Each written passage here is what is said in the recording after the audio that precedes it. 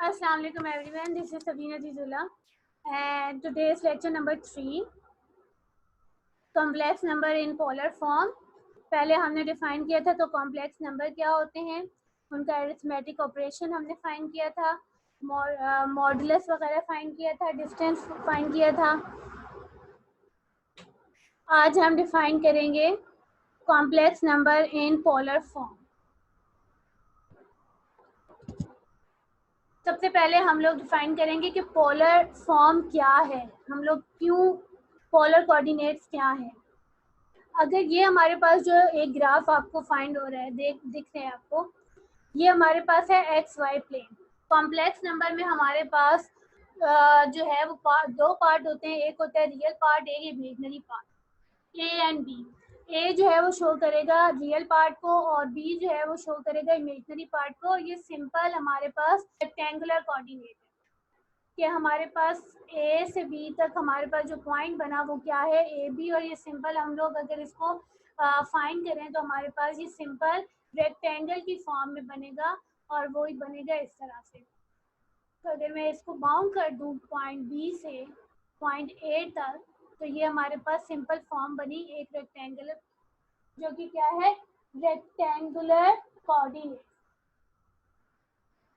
अगर हम इसी को ही पोलर कोऑर्डिनेट में डिफाइन करते हैं तो पोलर कोऑर्डिनेट में हमारे पास ये किस तरह से आएगा,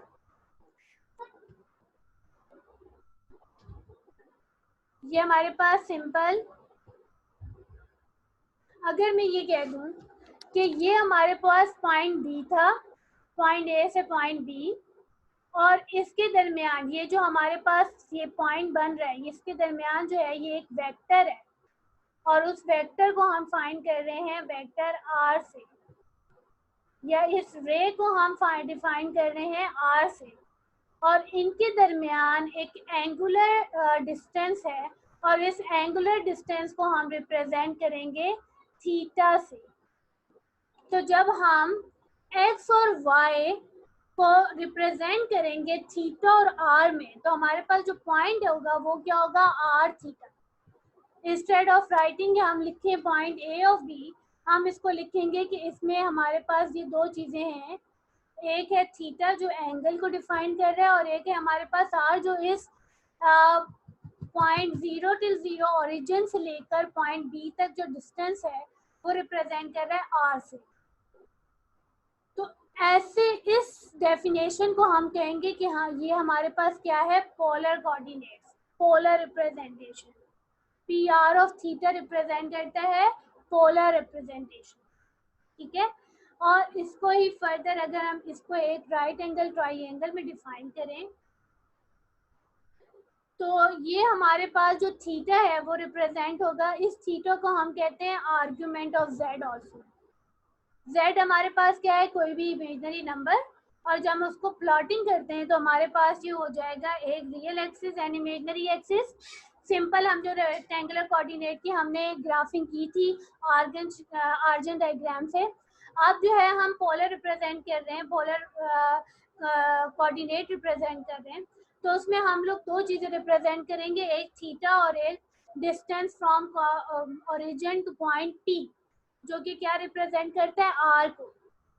तो सिंपल हमारे पास जो थीटा है वो उसको हम कहेंगे argument of Z, argument of complex number. हमारे पास है a प्लस बी आयोटा। अगर हम इसका मॉडुलस निकालें या एब्सोल्यूट वैल्यू निकालें, जो हमने प्रीवियस टॉपिक में डिफाइन किया था कि मॉडुलस या एब्सोल्यूट वैल्यू जो है वो हमारे पास क्या होता है, अंडर रूट ए स्क्वायर प्लस बी स्क्वायर। तो ये जो z है वो रिप्रेजेंट होगा r स्क्वायर से, ये जो z है ये किससे रिप्रेजेंट होगा, r स्क्वायर से। तो फर्दर हमारे पास जो r आया स्क्वायर आया, ये डिस्टेंस आया ओरिजिन से पॉइंट p पे, वो आया अंडर रूट ए स्क्वायर प्लस बी स्क्वायर। दोबारा बताती चलूं, जो r है वो रिप्रेजेंट कर रहा है हमारा distance from origin two point p। Point P क्या है, रियल और इमेजिनरी प्लॉट में, इमेजिनरी ग्राफ में हमारे पास कॉम्प्लेक्स नंबर है। तो कॉम्प्लेक्स नंबर की जब हम प्लॉटिंग करें, जो डिस्टेंस आएगा हमारे पास ओरिजिन से पॉइंट पी, उसको डिफाइन करते हैं हम आर से, और ये आल्सो डिफाइन करेगा एक रेडियस कर्व में। और थीटा जो है उसको हम रिप्रेजेंट करेंगे कि थीटा हमारे पास क्या होती है, argument of Z, x real axis से लेकर जो हमारे पास आर है उसके दरमियान जो एंगल बन रहा है, उस एंगल को हम क्या रिप्रेजेंट करेंगे, थीटा, या हम उसको आल्सो कहते हैं argument of Z. Further move करते हैं हमारे पास,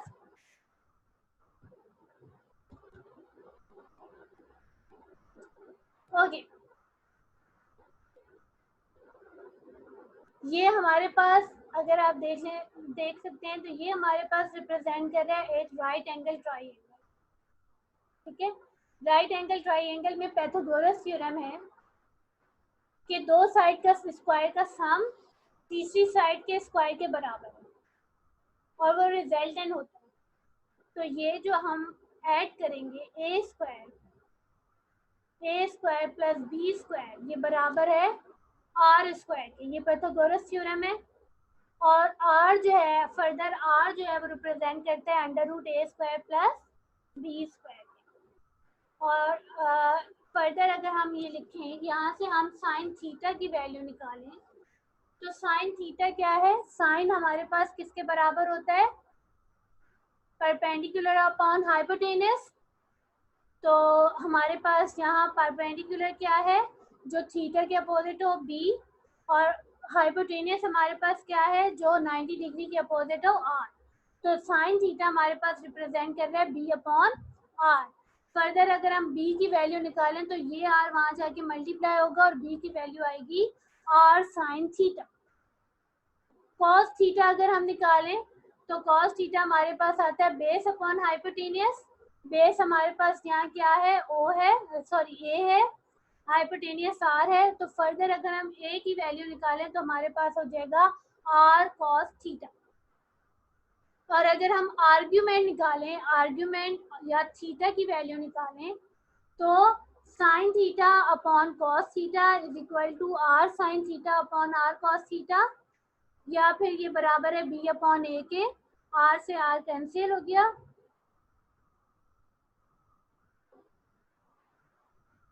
तो हमारे पास क्या वैल्यू आई कि टेन थीटा बराबर है बी अपॉन ए के। ठीक है, यहाँ दोबारा देखते हैं, अगर मैं इस दोनों को डिवाइड कर दूं, sine theta upon cos theta जो है वो बराबर है B upon R divide by A upon. अगर मैं इन दोनों को डिवाइड कर दूं तो हमारे पास क्या आएगा, sine theta upon cos theta is equal to B upon A. ठीक है, बी अपॉन ए।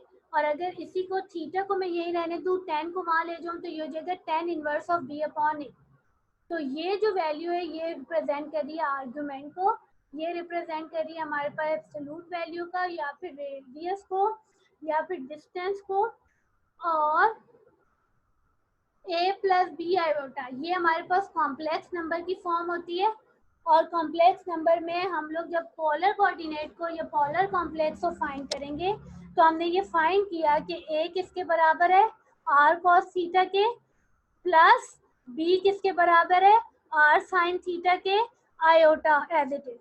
और कॉम्प्लेक्स नंबर जो है डिफाइंड हो जाएगा ए प्लस बी आयोटा फॉर्म जो है ये रेक्टेंगुलर कोऑर्डिनेट्स में थी। जब हम इसको पोलर में कन्वर्ट करेंगे तो ये हमारे पास ए की जगह आ जाएगा आर कॉस थीटा, और बी की जगह आ जाएगा sine theta, B sine theta, sorry R sine theta. Okay, again दोबारा समझा दूं कि हमारे पास यहाँ पे हमने राइट एंगल ट्राइंगल की प्रॉपर्टीज को यूज करते हुए फाइंड किया है कि आर जो है वो रिप्रेजेंट करेगा डिस्टेंस को। ये फॉर्मूलाज आपके आगे यूज होंगे। ओके,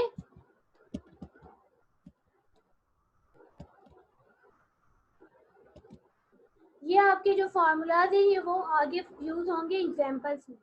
आर जो है वो रिप्रेजेंट करता है डिस्टेंस को, आर जो है वो रिप्रेजेंट करता है डिस्टेंस को, ये एब्सोल्यूट वैल्यू को, थीटा जो है वो रिप्रेजेंट करता है आर्ग्यूमेंट को, यहाँ बी जो है वो बराबर होता है आर साइन थीटा के, ए जो है वो बराबर होता है आर कॉस थीटा के, और कंप्लीट जो हमारे पास कॉम्प्लेक्स नंबर है वो बराबर होगा R into cos theta plus iota sine theta. Further हम इसकी एग्जांपल देख लेते हैं।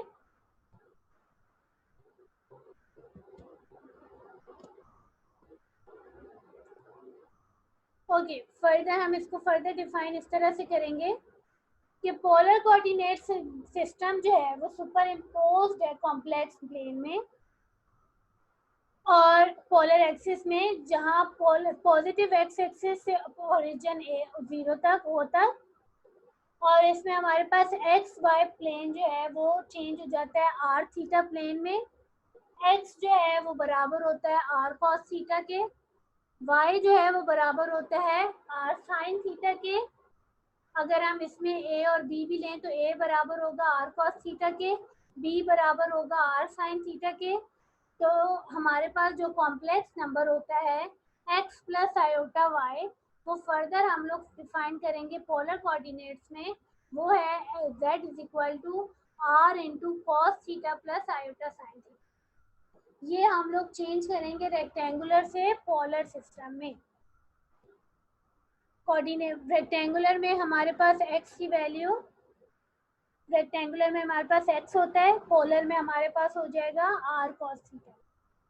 रेक्टेंगुलर में हमारे पास y होता है, पोलर में हमारे पास हो जाएगा r sin थीटा। रेक्टेंगुलर में हमारे पास x प्लस आयोटा y होता है, पोलर में वो चेंज हो जाएगा r into cos theta plus iota sine theta. Okay, so here definition of polar form of complex number. The polar form of non-zero complex number z is equal to a plus b iota, and it is given by z which is equal to r into cos theta plus iota sin theta, where a is equal to r cos theta and b is equal to r sin theta, and also r is equal to under root a square plus b square, and tangent theta is equal to b upon a. The number is r is the modulus and theta is the argument of z. ये हमारे पास है conversion of rectangular coordinate into polar coordinate, polar form. Further हम argument को define करते हैं। Argument basically है inclination angle of theta of inclination of the vector z, कि हमारे पास जो वेक्टर r है, ये वेक्टर z है, उसको उसका एंगल जो है वो डिफाइन करते हैं हम थीटा से।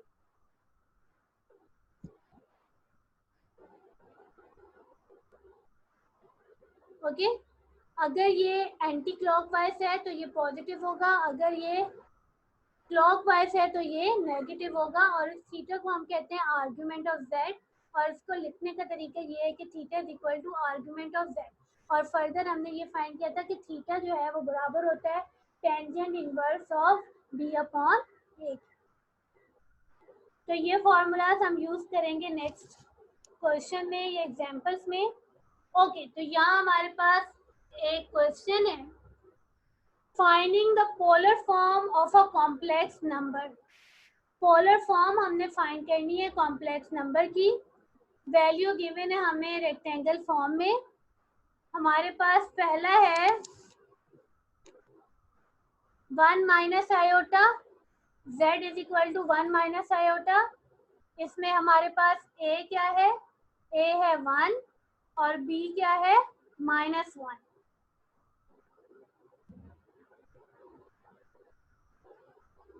ओके, a हमारे पास क्या है 1 और b हमारे पास क्या है -1। तो इसका मॉडुलस हमारे पास क्या आएगा, R square is equal to A square plus B square, और R square is equal to 2, further R is equal to under root 2। इसको हम फर्दर इस तरह भी सॉल्व करेंगे कि हमारे पास यहाँ पे a जो है वो रियल पार्ट है, और रियल पार्ट किसके बराबर है 1। इमेजनरी पार्ट क्या है? माइनस आयोटा, मतलब इमेजनरी पार्ट हमारे पास बराबर है -1। अगर हम मॉडुलस लें, एब्सोल्यूट वैल्यू लें, तो हमारे पास r होता है वो बराबर होता है a² प्लस b²। तो a² बराबर हुआ 1, b² बराबर हुआ 1, तो r हमारे पास मॉडुलस किसके बराबर हो गया? √2। ठीक है, ये हमने वैल्यू पहले फाइंड की। अब हम इसको कन्वर्ट करेंगे पोलर कोऑर्डिनेट्स में, पोलर फॉर्म में। तो पोलर फॉर्म में हमारे पास पहली वैल्यू a जो होती है वो हमारे पास होती है r cos थीटा। ठीक है, a हमारे पास होता है r cos थीटा, तो इसमें हम वैल्यू रखेंगे। a हमारे पास है, हमारे पास r क्या है? √ और फर्दर हम लोग इसको इस तरह से भी लिख सकते हैं कि cos थीटा हमारे पास पहले हम थीटा की वैल्यू निकाल लें। थीटा हमारे पास है, थीटा हमारे पास क्या है? cos थीटा है हमारे पास, cos थीटा हमारे पास है a/r। यहाँ से हमने पहली वैल्यू से निकाला, a की वैल्यू क्या है? 1 और r की वैल्यू क्या है? √2। तो cos थीटा हमारे पास आया √2/2। साइन थीटा निकालेंगे, साइन थीटा हमारे पास है b/r, तो ये हमारे पास हो जाएगा -1/√2। तो हमारे पास बराबर हो जाएगा -2/2 फर्दर हमें पता है कि थीटा हमारे पास बराबर है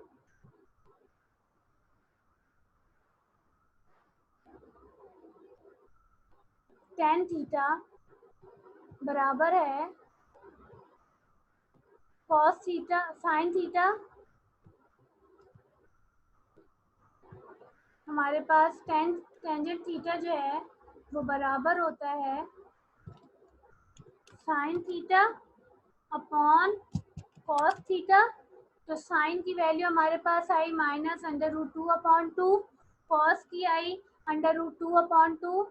तो साइन टेंजेंट थीटा हमारे पास आया =1, और tan इनवर्स थीटा की जो वैल्यू आएगी वो होगी tan इनवर्स × 1, और tan इनवर्स × 1 के वैल्यू जो है -1। और थीटा जो है वो आया हमारे पास tan इनवर्स ऑफ -1, और tan इनवर्स ऑफ -1 जो है वो बराबर होता है -π/4।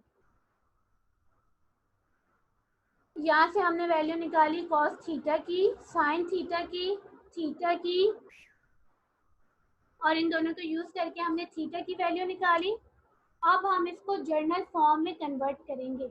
जर्नल फॉर्म हमारे पास पोलर फॉर्म की क्या होती है कि z बराबर होता है r ऑफ cos थीटा, मैं यहाँ थीटा को रिप्रेजेंट कर रही हूँ x, plus iota sine theta.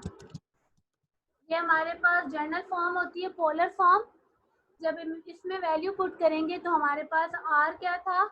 √2 cos theta हमारे पास क्या आया? -π/4 प्लस आयोटा साइन थीटा हमारे पास क्या आया? π/4।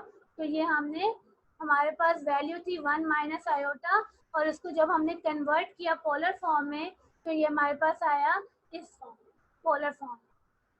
नेक्स्ट पार्ट यही है हमारे पास। नेक्स्ट पार्ट को डिफाइन कर लेते हैं ताकि आप क्लियर हो जाए आप लोगों से ये कॉन्सेप्ट। सेकेंड है हमारे पास 2 + 3 आयोटा। यहाँ a क्या है? हमारे पास 2 है, b हमारे पास क्या है? 3 है। पहले हम r की वैल्यू फाइंड करेंगे, मॉडुलस फाइंड करेंगे। मॉडुलस जब हम फाइंड करेंगे तो यहाँ हमारे पास आएगा r = √13। फिर हम फाइंड करेंगे cos थीटा की वैल्यू। cos थीटा हमारे पास होता है a/r, और sin थीटा हमारे पास होता है b/r। cos थीटा और sin थीटा को जब हम डिवाइड करेंगे तो ये बराबर हो जाएगा टेंजेंट थीटा के, और हम फर्दर लिख सकते हैं कि tan theta is equal to sine theta upon cos theta. Sine theta हमारे पास क्या था, 3/√3 13।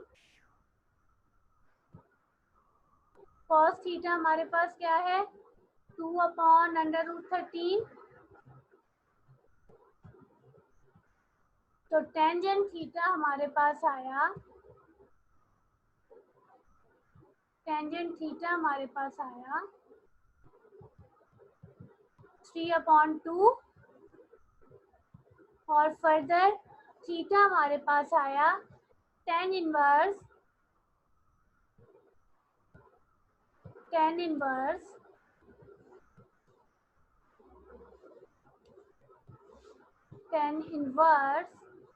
3/2। और जब आप इसको फाइंड करेंगे तो यहाँ हमारे पास वैल्यू आएगी या 0.98। तो इसको आप जर्नल फॉर्म में लिखेंगे। जर्नल हमारे पास फॉर्म क्या होती है, r into cos theta plus iota sine theta. इस फॉर्म में हमने लिखना है इसको। ये हमारे पास जर्नल फॉर्म होती है। पोलर फॉर्म में हमने r निकाला, r हमने आर स्क्वायर की फार्मूला से, मॉडुलस की फार्मूला से निकाला। कॉस थीटा हमने निकाला, कॉस थीटा बराबर होता है a/r के। साइन थीटा हमारे पास होता है b/r के। इन दोनों वैल्यूज को फाइंड करके हमने थीटा की वैल्यू निकाली, और थीटा की वैल्यू हमने इसको जर्नल फॉर्म में तीनों वैल्यूज को पुट कर दिया। तो ये हमारे पास कन्वर्जन हुई पोलर फॉर्म, कॉम्प्लेक्स नंबर की पोलर फॉर्म। आई होप ये आपको क्लियरली समझ आ गया होगा। नेक्स्ट टॉपिक में हम इसी को कंटिन्यू करते हुए आगे मूव करेंगे। Multiplication and product and coefficient of the polar form.